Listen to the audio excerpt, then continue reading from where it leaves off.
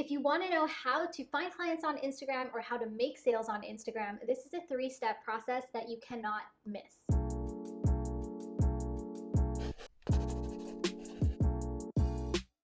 Hello and welcome back to the Live Long and Hustle YouTube channel. I'm Jenny Paul. I am a business coach for entrepreneurs looking to build meaningful, profitable businesses doing what they love. On this channel, we chat all about business strategy, mindset, and self-care. So if you're interested in any of those things, be sure to hit subscribe and hit the notification bell so that you can catch my videos every single week.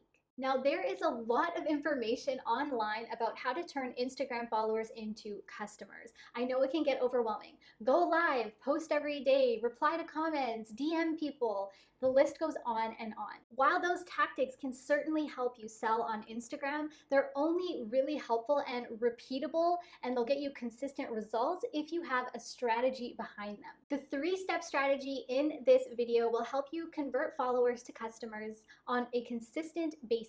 And it'll help you avoid the burnout that comes from just throwing tactics at a wall to see what sticks. So let's dive into the 3 steps to turn followers into customers. Number 1 is to create a detailed profile of your dream client or customer. Here's the golden rule of marketing. If you're talking to everyone, then you're really talking to no one. To stand out on Instagram, Instagram is a noisy world. You really have to get super targeted with who you're talking to, and you have to make sure that you're always speaking to their pain points or their struggles. By profiling your dream client in detail, knowing a ton about them makes it easier for you to resonate with them and make sure that your content is really speaking to them. This is important because you really want them to feel like you were made for them. Your products or your services has to be exactly what they were looking for. Now, it's easier to know what your ideal client's pain points and struggles are if you're actually doing research to back up this profile that you create of them. So first of all, you're going to create a profile that has a ton of questions. Just to give you an example, in a course that I teach on this, I have 15 pages of questions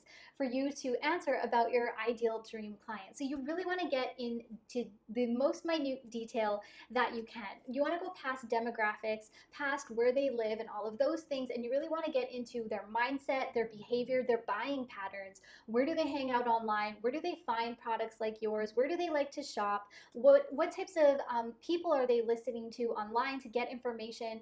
There are a ton of questions that you want to be asking.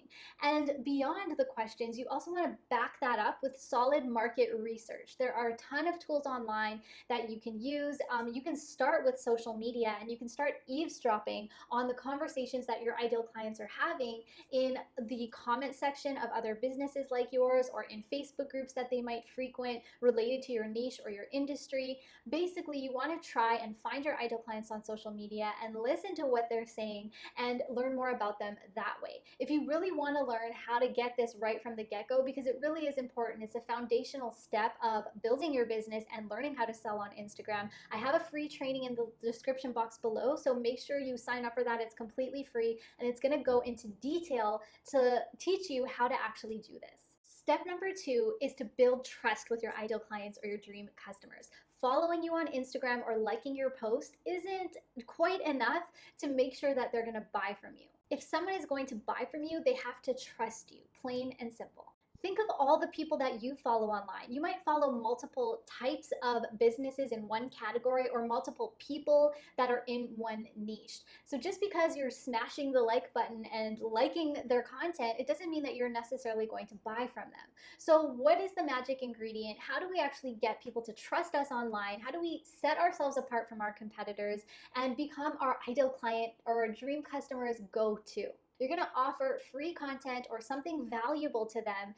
This is called a lead magnet. This could be a free consultation, it could be a tangible discount, it could be free shipping, it could be a free piece of content like a free checklist or a free guide. Basically something that helps them get closer to their goals. And their goals that you're interested in are the ones that are related to the product or the service that you offer. The key is to make sure that they give you their email address in order to get that freebie or get that discount, whatever it is that you're offering. You want to make sure that you can add them to your email list so that you can continue building the relationship with them in email. The reason why you want to do this is Instagram is super noisy. There is so much going on. People are on there just scrolling at a mile a minute.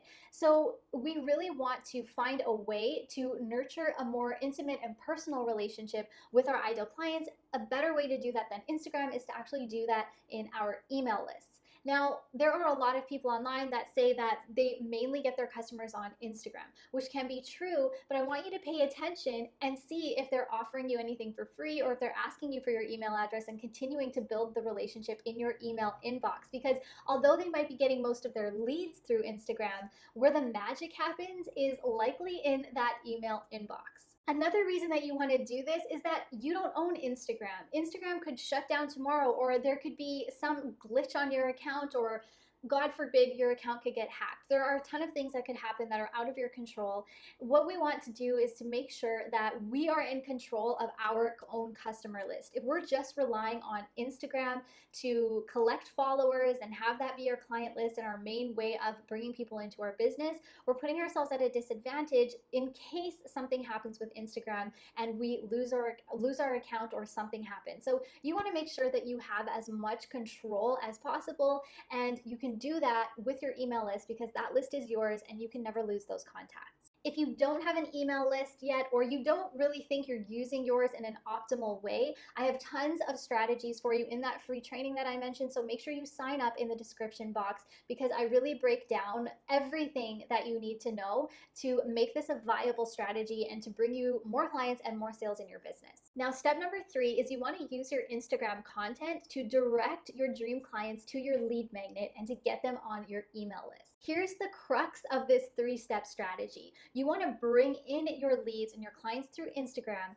You want to get them on your email list so that you can then further nurture the relationship, and that's where you actually focus on converting them to buyers. This is exactly how to turn followers into buyers on a repeatable, consistent basis instead of doing it in a random way or just trying to get lucky with a post on Instagram that happens to get you some sales. We want to make sure that you have a strategy that can bring you results over and over again in the long run. The bottom line is that entrepreneurship is not a walk in the park. So when you can get anything that's consistent and repeatable, you take it. And that's what having a strategy behind your content and what you're doing on Instagram, that's what having a strategy will do for you. So you want to make sure that your bio and the content that you create on Instagram, IGTV, stories, feed posts, whatever it is that you're creating, really speaks to your ideal clients' struggles. It really shows that you can help them by offering solutions.